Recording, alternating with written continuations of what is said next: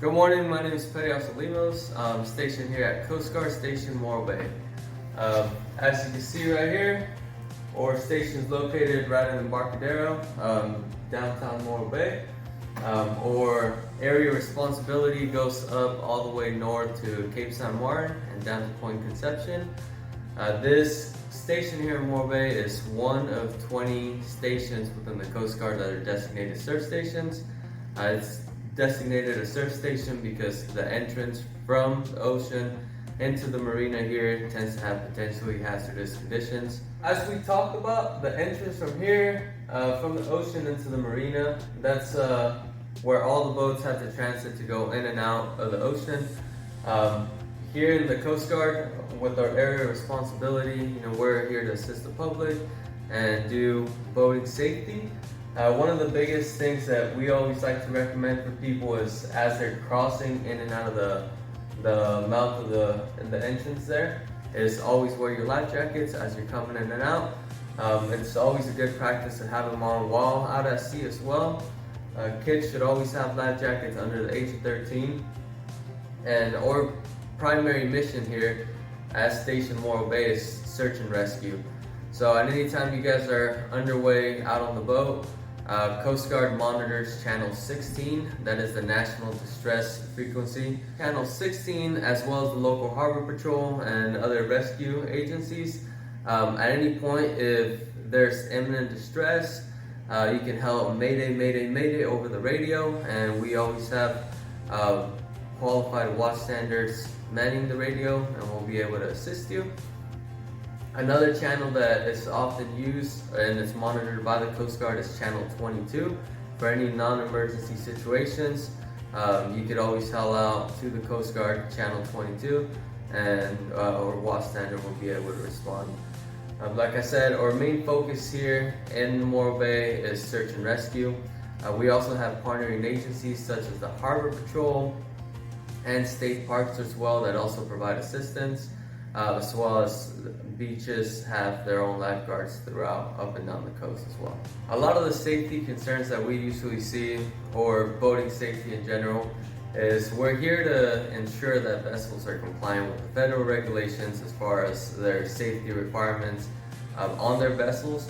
One thing you guys could do to better prepare yourselves as you guys are getting ready to take your boat underway, whether you just purchased a new boat or you've had a boat, before the boating season starts, it is always good to go through all your safety equipment, your survival gear.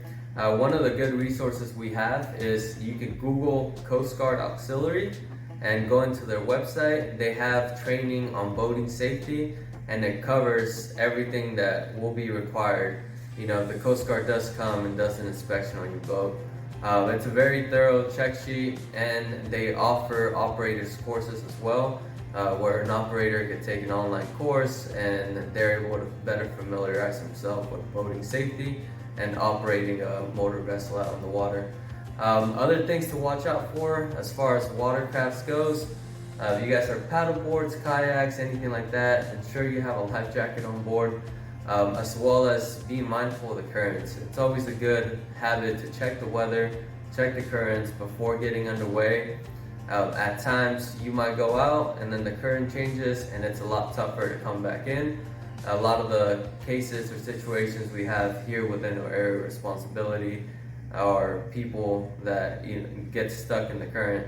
On the beaches, there's also under the water, there's currents. People often get sucked out with those and it makes it real hard to get back in. One of the very common things that happen is they'll get caught in those underwater currents, they get sucked out to the bigger waves, and then they start struggling to swim. A fix that you can do if you do get caught in one of those underwater currents is swim to the side and get out of it.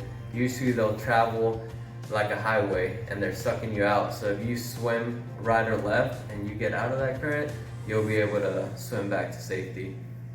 Another area of responsibility, there's a lot of piers within our area, Pismo Pier, Cayucas Pier, we have the Cal Poly Pier. a lot of the calls we get are people falling off the pier, and in those areas, if you fall off the pier, you're right into breaking waves. So a lot of people tend to fall off the piers and then struggle to, be able to swim back in. As you guys are transiting through the pier and looking over the pier, taking pictures, just be mindful of the edge. There's tripping hazards within those piers. You have cleats where boats tie off to.